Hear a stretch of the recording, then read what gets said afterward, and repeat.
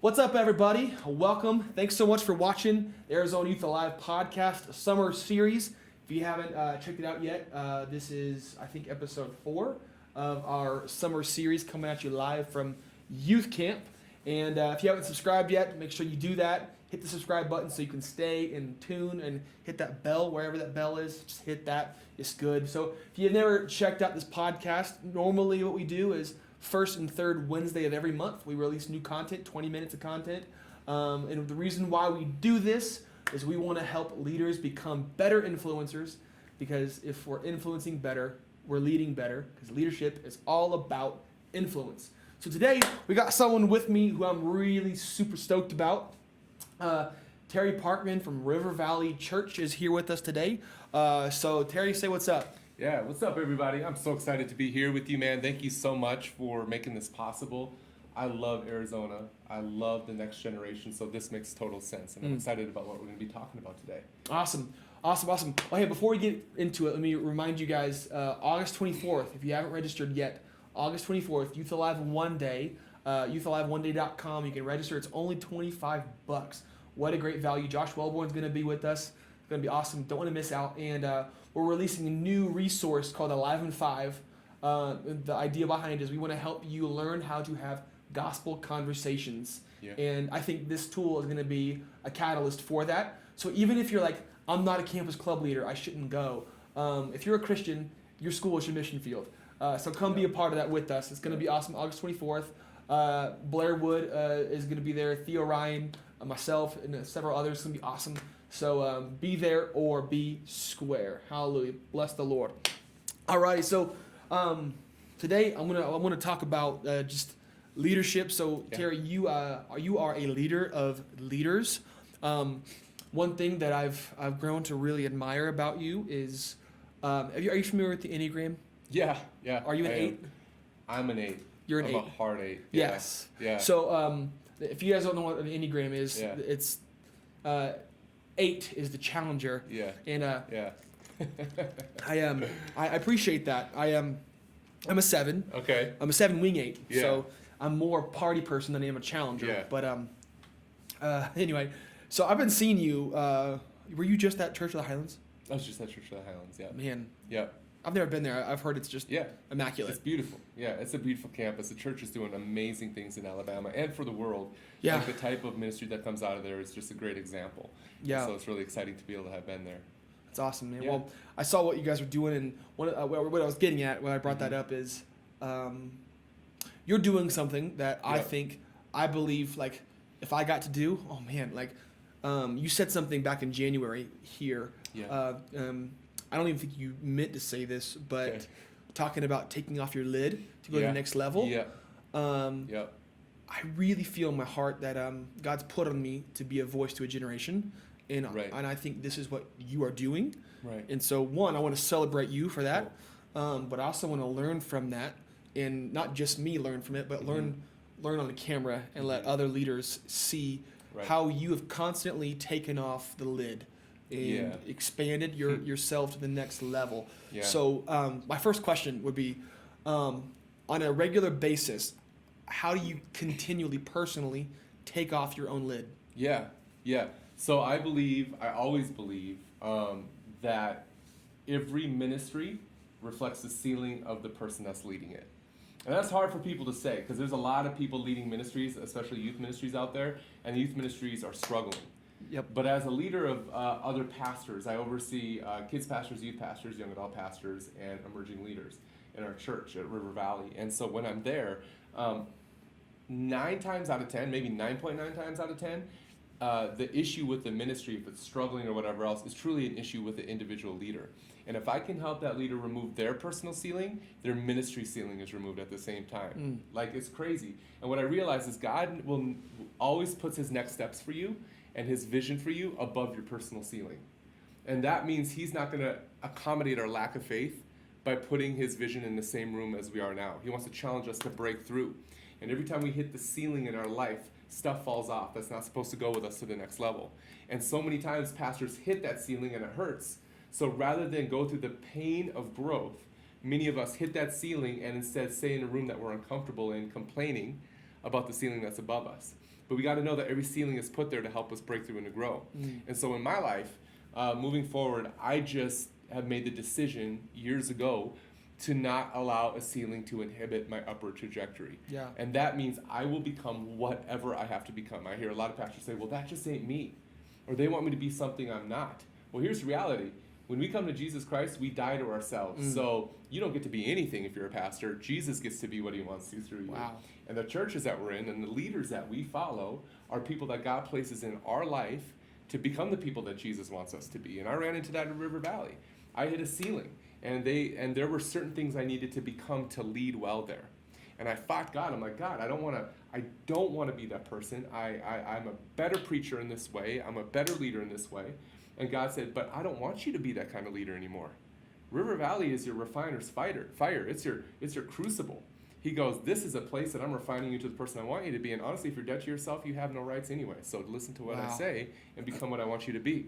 And I had to die to myself. And there's so many people that don't have the emotional intelligence to do that. And so that's a process I use to break through ceilings in my life and to always go to the other side. The other part of that is there's so much unknown above your personal ceiling. There's so many people that would rather sit in discontentment with what they know rather than step out into what they don't. Yeah. And we have to be confident and secure into stepping out in what we don't. So I guess that would kind of makes me ask two other follow-up questions to that would be, one, how do you know you're hitting a lid? Yeah. And then the other thing would be, let's say you don't have a whole lot of accountability in your life. Yeah. How do you? If that's really easy to get capped. So let's go with that first one first. How do you know you've hit your lid? Yeah. Well, usually the Lord starts a conversation with you well before you hit your lid. And he talks to you about what your next steps are. And then we hit that lid, and because when God tells you what your next steps are, we always romanticize the process. Okay, so this is what it's going to look like then. But the lid is usually, that's not what I thought it would look like. And so we always try to fight for our romanticized ideal of what God's doing in us rather than God's ideal for what he's doing in us. So the first thing is, God's always starting a conversation. You're not going to hit a ceiling without God telling you that you're approaching it. Okay? What you do with that information, though, is entirely up to you. And some people are like, I hit my ceiling, I can't grow. The other part of that is you're not hitting your ceiling, you're just not fully growing into the space that God's given you. And you're being impatient. You know what I mean? And so many people rather rush to their ceiling without really filling out the room that they're in. Wow. And as a result, they never are obedient enough to grow past that ceiling. And so these are things, there's not like one answer, but there's certain processes you could lead yourself through to really help yourself understand that. There's been times in my life where I'm like, I'm ready to go now. I'm ready to grow now. This place is holding me back. In reality, it wasn't. I was just too immature to realize I had more space to grow into. Wow. And unless you fully grow where you're planted, God isn't going to transplant you into a new space. Yeah. So yesterday I was playing with my son. Yeah. And in our living room we have this sliding door. It's all glass. In our backyard is his little kiddie pool. Right. He has a little trampoline his grandma bought him and a couple other like big water toys, and he saw that, and he's like banging on the window. I was like, I want to go out there. But he had no sunscreen on. Yeah. And he had no swim clothes on. Yeah. And it's like, buddy, I know you want to get out there, but you're not ready yet. Yep. And so it's just super over spiritual that I'm saying this, but like I picked him up and I was like, let's go. Let's get you changed. Yeah. When I picked him up and I took him to the couch to change him, and he started screaming. He's 1.5. Yeah. And he was screaming. And I'm like, buddy, I kept telling him, you're not ready yet. Yeah. And as I'm saying that, like, I'm sure you've had this as a dad, but like, have you ever been like doing something for your daughter and like right as you're doing it, God speaks directly to you? Oh, 100%.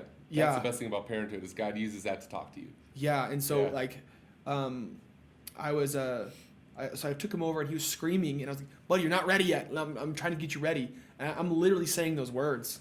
And I'm like, how many times am I looking right out where I want to be, what I have in my heart, what's in my dreams? Yep. And God's like, I'm taking you over here because you're not ready yet. Yep. And I'm kicking and screaming. Yep. And I'm getting so angry. Yep. So how often, from what you've seen in your travel from the country and the world even, have you seen youth leaders want the promotion before the preparation Yeah. and then burn out. Yeah, it's less and less, believe it or not. I think that's more resident to millennials and Gen X. I'm Gen X. I think it's more resident to that. I think we think title and promotion is it. And Gen Z, this generation, which is now like 20, between the ages of 4 and 22. So if a person went to a traditional Bible college, we have our first Gen Z youth pastors entering the workforce right now, which is super cool. But Generation Z is more concerned not with promotion and title, they're concerned with access and opportunity.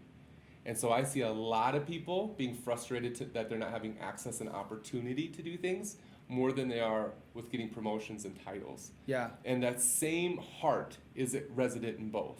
Yeah. And so what we see, and the same thing is, like, I want this access, I want this opportunity, and there's people in their life that are saying, you're not going to get this until you grow into a place where you can steward this well. Let's answer this question real quick. When David was anointed to be king, and Saul was still king, David wasn't ready. What would have happened if David would have taken over immediately after he was anointed?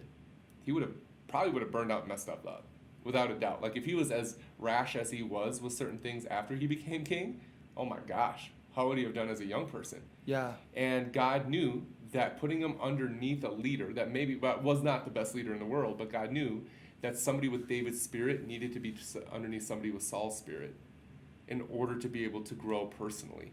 And I think there's people in this generation, leaders in this generation, that want access and opportunity.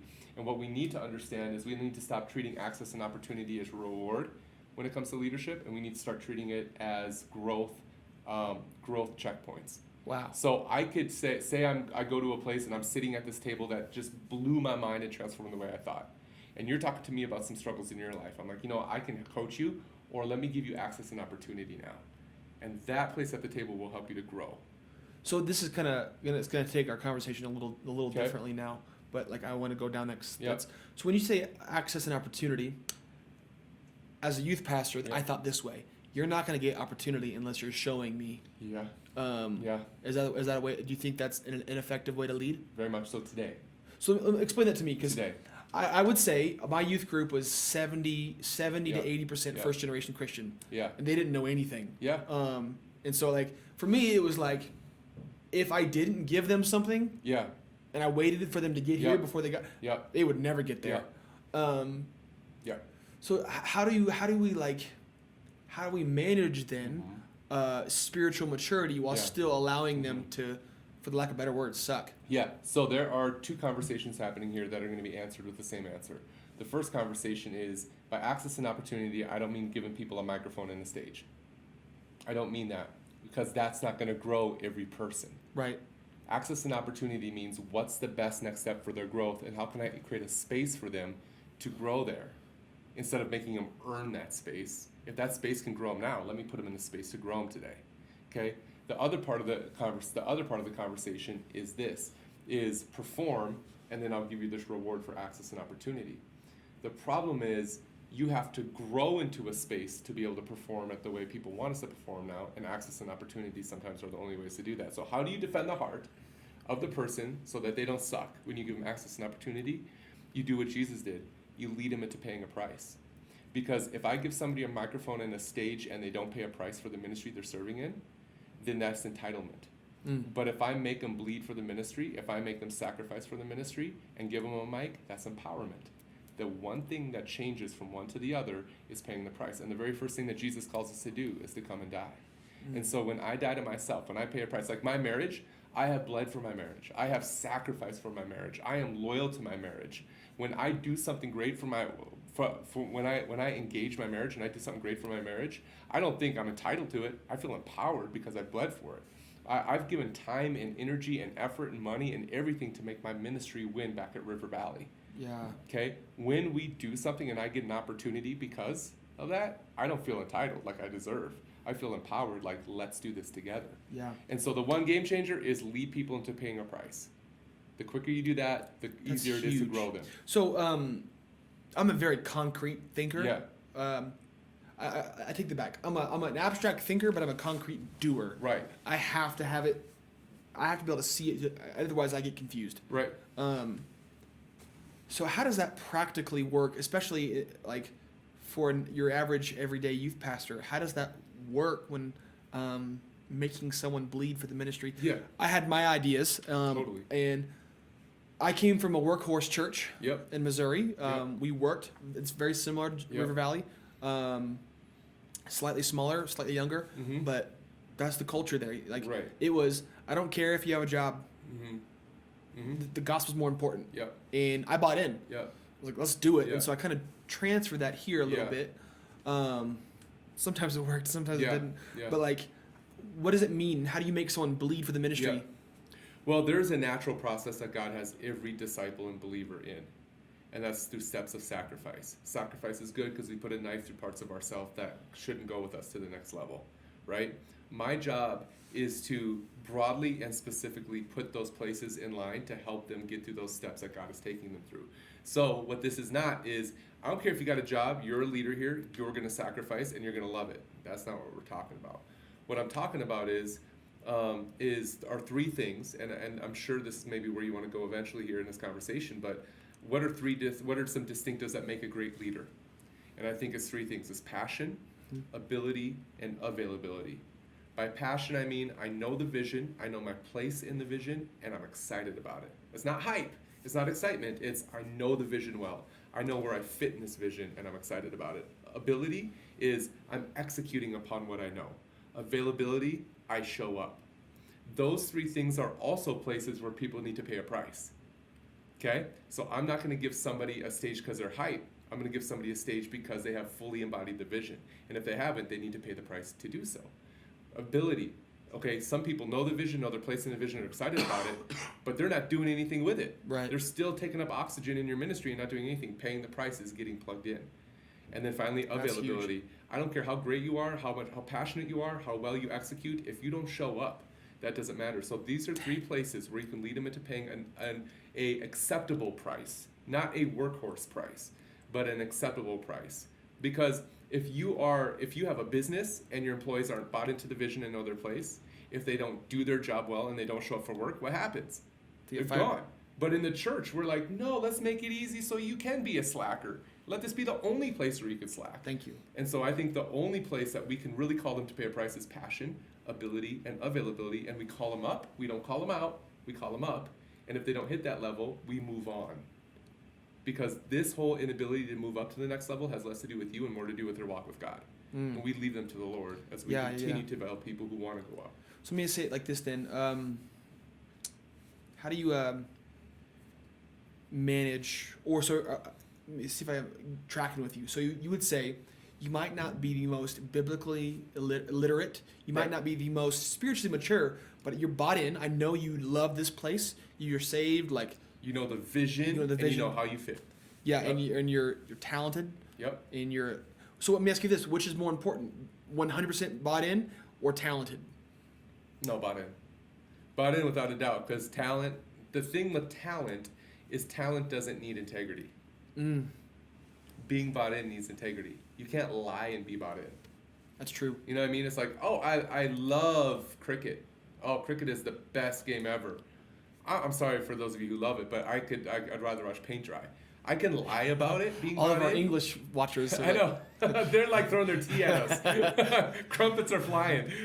It's good. I'm sorry. That's good. So I like we're that. in this place to where I could lie about being bought in with cricket, but at the end of the day, that lying is I need to have an integrity to be bought in. Yeah. And so if I truly love cricket, like for me, it's MMA. I have the integrity. I show up to it. I'm passionate about it. I know about it. I know everything. You know what I mean? And so if I have talent, I don't need to have integrity. That makes sense. But lean in and buy in needs integrity. And so I would go with that any day. Yeah. And those are some of the key things when it comes to putting people forward in terms of a growth process. It's MMA for you, and it's toy collecting for me. That's it. I love 100%. I love Power Rangers. The parallels are indistinguishable. So here's the thing. Here's the difference. Your hobby keeps you in shape. My hobby makes me a shape. So that's good. Dang it! I forgot I was going to ask you. So this might ruffle a couple youth pastors out there. But have you had any? And I did this, and I'm probably youth pastors would be like, why would you do that? I had people leading in areas where I'm like, you might not be the most spiritually competent right now. Yeah. but I know you love this place. You will give your heart and soul to this place, but you might not be able to tell me right now where John 3:16 is. Yeah. Or you might not be able. You might have a little bit of a questionable, like, you know what I mean? Like I know they love what's going on, but they just don't know any better. Yeah, there's a level there. Like if there's somebody who's a brand new Christian, for them to be a leader in my youth ministry, because I still oversee youth ministries, for them to be a leader, they have to have high emotional intelligence and high maturity. Right. If they have those two things, then I know they'll steward their time in ministry well as they grow. So I framed it as leader was a different word. Volunteer. Leader, no. So for me, leader was our model. Only leaders were life group leaders. Yeah. Okay. You had life group. You'd have life group volunteers or life group workers. Yeah. Those would be the people that like you show you're here. Like you might not be the most spiritually mature, but you're here, and I'll put you in charge. Now, spiritual oversight, I probably won't give you that right away. Yeah. But so we left the title leader for that. Yeah. But like just like you're saying, the fresh Christians that are like, I know you love students, and like you are freaking here. We had these two nurses, right? And they were. If you're watching, I'm not saying you're spiritually immature. Don't hear that. They're not. They're great. We had these two nurses, and they would like when you're saying passionate, available, and and able. They would. So we're a church plant, right? And so we would get the youth around 3:00 in the afternoon and set up, and then have service 6:30 to 9:30, and then tear down and be out like 10. Yeah. And these nurses, both of them, they would work 12-hour shift overnight on Tuesday. Amazing. And sleep 2 or 3 hours, and then leave around 1:00, go pick students up. One girl would drive the van, pick up 15 teenagers. Amazing. And then come set up, go to youth, tear down, and then drive all 15 back home. Wow. And I look at that and I say, tell me your job, it should be an issue. Like, no, it's not. Right. Elise, if you're watching, and Nicole, I love you both. Thanks for all you did. Hallelujah. So anyway, that's really good. So we've gone over a little bit, but that's okay. Yeah. I really just like talking leadership with you. Yeah, likewise, man. Totally. I could maybe one day I'll be like Carey Nieuwhof, and I'll be able to have an 1.5 hour long podcast. That'd be awesome. Do you ever listen to his podcast? Yes. He's a baller. Yeah, it's amazing. He's a pro. He did one recently about YouTube secrets. Yeah. And I'm trying to emulate everything I learned on that, on how to. So basically, talked about how YouTube is, if you use YouTube as a search engine, and create everything you do with a little bit of a productivity mindset to it, where like you're providing a service for people. So everything on our podcast, it's around this idea that like it's somewhat shaped as a how-to. Mm-hmm. So this one was how to. Right. Go to granted, we went off the path a little bit, but I still think people could take from what we did. But anyway, man, I really appreciate your time. Yeah, man, thank you. If you're ever back in Arizona, we'll do a part 2. I'm hoping to come back. So hey, comment below or follow us on Instagram if you think Terry should come back to Arizona. What you need to do is email Griffin. His email will be in the description. Just kidding, no, it won't. But we'll bring you back because we love you out here. Thanks, dude. But anyway, so guys, thanks so much for watching. A couple quick shout outs. I want to shout out my boy Xavier Sorrow, who helps us with production and getting this all set up. If you need any help getting some freelance stuff done, he's awesome. Email's right here. Hit him up. He's affordable for your youth ministry. Also, one of my boys named Justin Kessler helps with some color grading, some graphic design. He's awesome too. Also really affordable. He's out in Florida. If you need help with your any of your youth ministry stuff or even your church, whatever, his email is also right here. Hit them both up. Also, listen to Cloutville Music on Spotify and Google Play. What else? Apple Music. Let's go. All over the place. And then anyway, where can they follow you? They can just follow me on social media. I have a blog that I haven't put anything on for a while. But it's at terryparkman.com, but you can follow me on social media. Sermons are on YouTube under River Valley Youth. Like, I'm out there. So, yeah. He's a jet setter. If you want him to speak at your youth group, I'm just saying, like, he's awesome. You should do it. I'd be happy to. If I had a youth group, I'd book you 12 times by now. Thanks, man. But anyway, guys, thanks so much for watching. We have our next one scheduled for Wednesday. So watch it, like it, subscribe. Hallelujah. Let's reach every student, every school. Thanks, guys.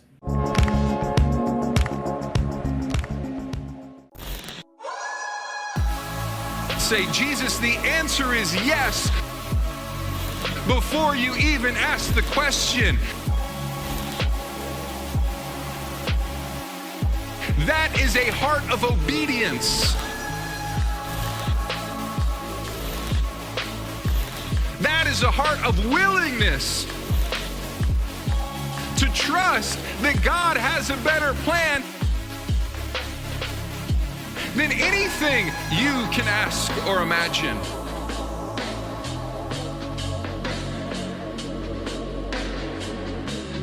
The answer is yes.